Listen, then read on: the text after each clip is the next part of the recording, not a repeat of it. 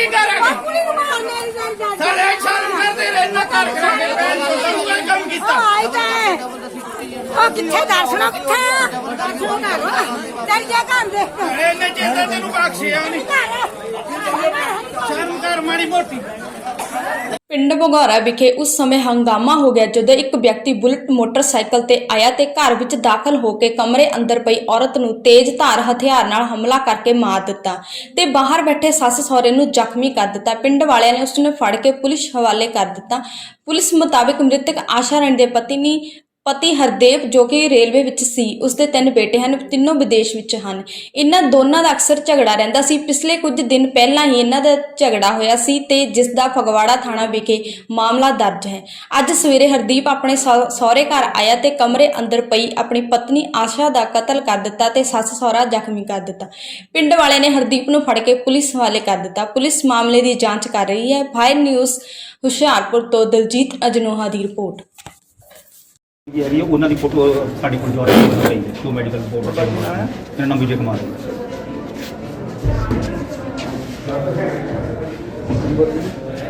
हाँ जी विशन पाल नंबर 98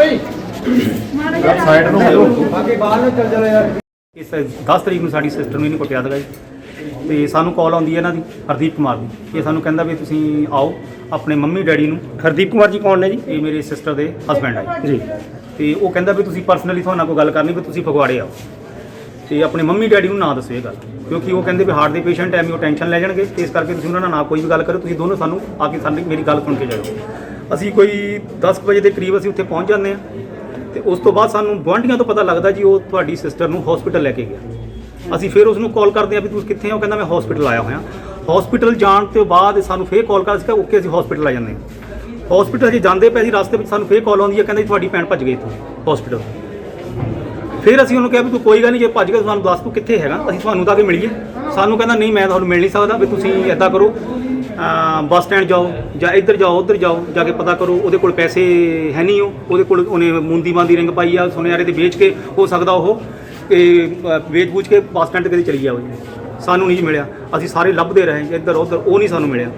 ਉਸ ਤੋਂ ਬਾਅਦ 3:30 ਵਜੇ 10 ਤਾਰੀਖ ਨੂੰ 3:30 ਵਜੇ ਦੇ ਕਰੀਬ ਜਦੋਂ ਸਾਨੂੰ ਦੇਖਿਆ ਵੀ ਸਾਡੀ ਸਿਸਟਰ ਨਹੀਂ ਮਿਲੀ, 3:30 ਵਜੇ ਦੇ ਕਰੀਬ ਅਸੀਂ ਸਦਰ ਥਾਣਾ ਉਸ ਮਹੱਲੇ ਨੂੰ ਜਿਹੜਾ ਥਾਣਾ ਲੱਗਦਾ ਸੀ SHO ਰਮਨ ਕੁਮਾਰ ਦੇ ਕੋਲ ਗਏ। ਉੱਥੇ ਜਾ ਕੇ ਅਸੀਂ ਕੰਪਲੇਂਟ ਕਰਾਈ ਵੀ ਸਾਡੀ ਸਿਸਟਰ ਮਿਸਿੰਗ ਹੈ।